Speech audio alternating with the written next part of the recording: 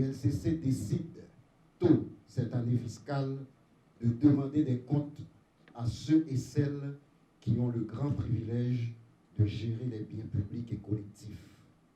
Aujourd'hui, 15 novembre 2023, je transmets par devant la face du monde, par devant le peuple haïtien notamment, 11 rapports d'enquête à la justice sur des faits avérés de corruption.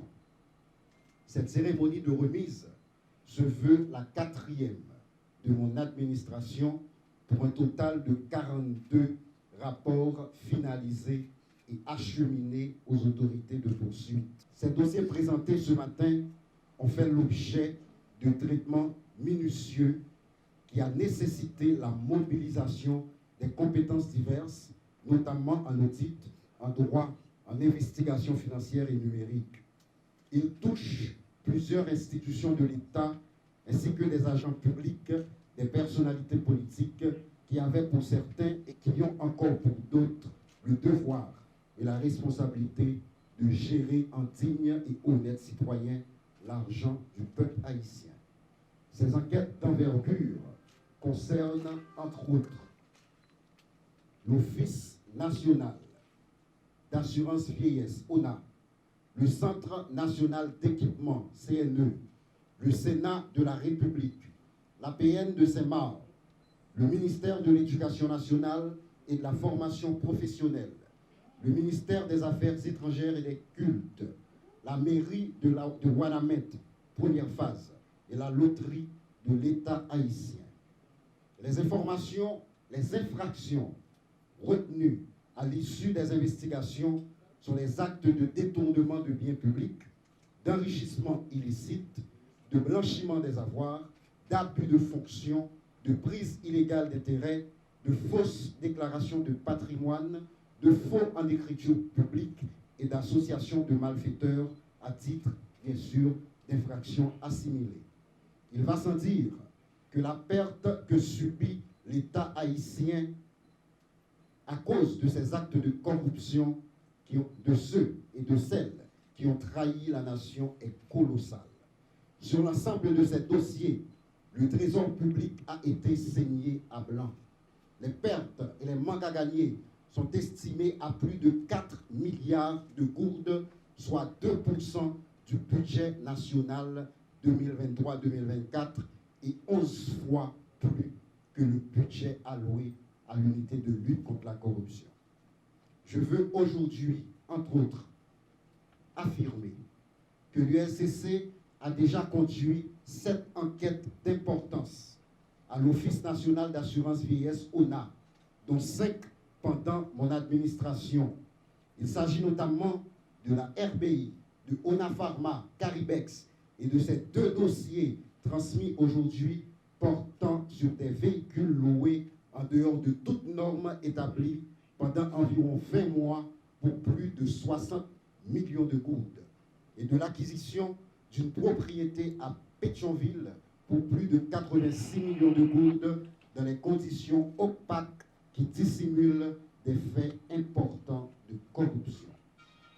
Ce sont 2 scandales énormes de corruption documentés par mes enquêteurs. Nous décidons de maintenir une veille permanente sur cet organisme social de l'État transformé en espace pour enrichir illicitement certains responsables, ceux au détriment des plus vulnérables que cet organisme est appelé à protéger.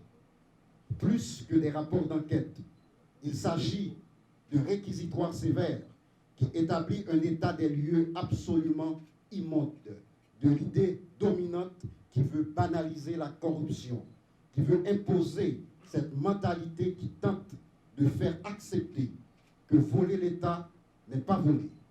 C'est une perversité, c'est un déni de la vérité qu'il faut combattre à tout prix.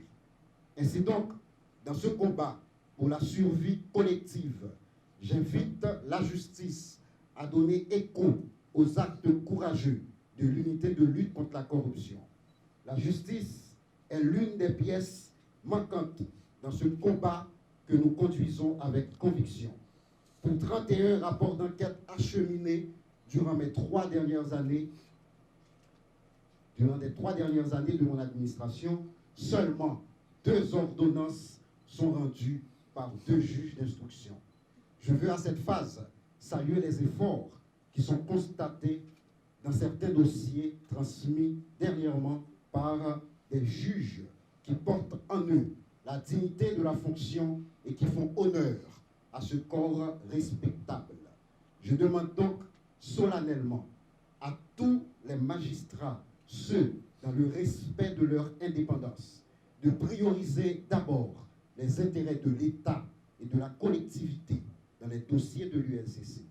Les sanctions prononcées par des cours au nom de la République sont le remède le plus efficace pour stopper cette hémorragie qui avilit tout un peuple et qui anéantit le projet de vie de nos jeunes dont l'ultime recours est la fuite de leur terre. Que chacun prenne sa part de responsabilité, que la société, que les structures organisées d'ici et d'ailleurs sanctionnent ceux qui se font complices, tant par leur inaction que par leur complicité, des corrompus et des corrupteurs. Monsieur le commissaire du gouvernement, monsieur le doyen, votre présence ici dans les lieux traduit l'intérêt que vous portez à cette cause. Vous êtes 2 grands amis de cette maison et 2 serviteurs de carrière. Toute la République attend ce signal de vous. Des choix des substituts et des juges d'instruction qui conduiront ces dossiers dépend leur avenir. Je vous invite à miser sur des magistrats honnêtes et qui maîtrisent les crimes financiers.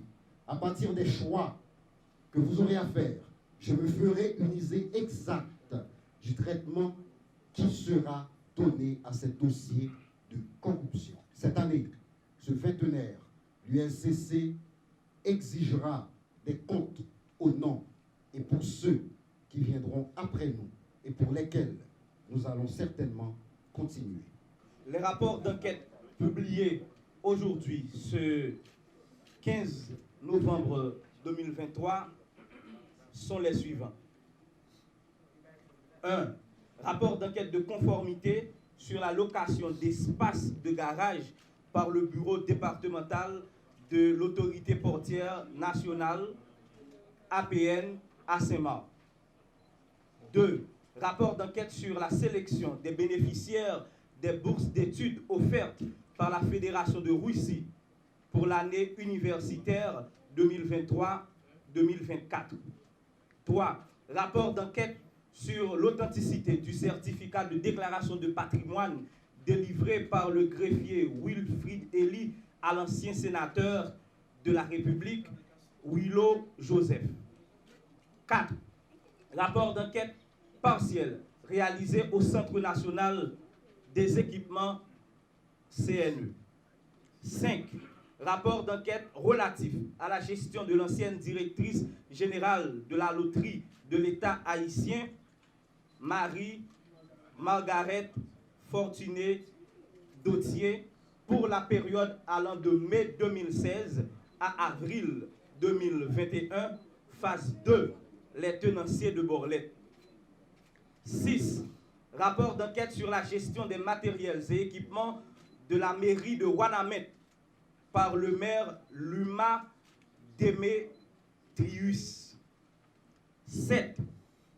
Rapport d'enquête sur les contrats de location de bâtiments logeant le ministère de l'Éducation nationale et de la formation professionnelle. 8.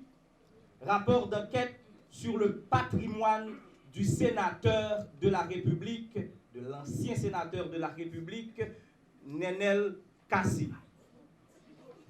9. Rapport d'enquête sur les cartes de débit et autres biens du Sénat de la République.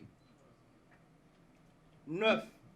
Rapport d'enquête sur l'acquisition par l'Office national d'assurance vieillesse, ONA, d'une propriété fonds et bâtisses pour la somme de plus de 86 millions de gourdes devant loger une école de formation continue. Et 11. Pour finir, rapport d'enquête sur les soupçons de corruption entourant les contrats de location de véhicules conclus par l'Office national d'assurance vieillesse ONA entre juillet 2021 et février 2023.